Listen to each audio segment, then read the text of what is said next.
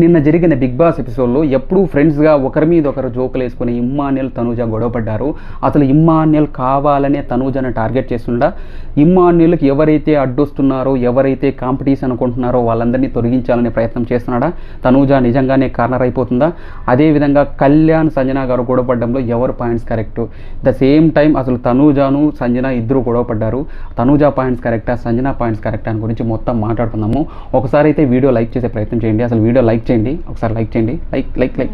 Like చేసి అంటే simple, just like కొడితే అయిపోతుంది.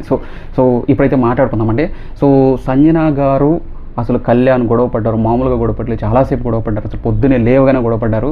ఇమ్మాన్యుల్కి భరణి గారికి ఉన్న ఫ్రెండ్షిప్ మామూలు ఫ్రెండ్షిప్ కాదు, మామూలు మెచ్యూరిటీ కాదు వీళ్ళది. ఒకవేళ గొడవ పడినా కానీ గేమ్స్లో మళ్ళీ కూర్చొని సార్ట్ అవుట్ చేసుకునే అంత తెలివి, అంత మెచ్యూరిటీ ఉన్న వీళ్ళు అసలు ఎలిమినేషన్ ప్రాసెస్లో భరణి గారిని ఎందుకు సేవ్ చేయలేదు?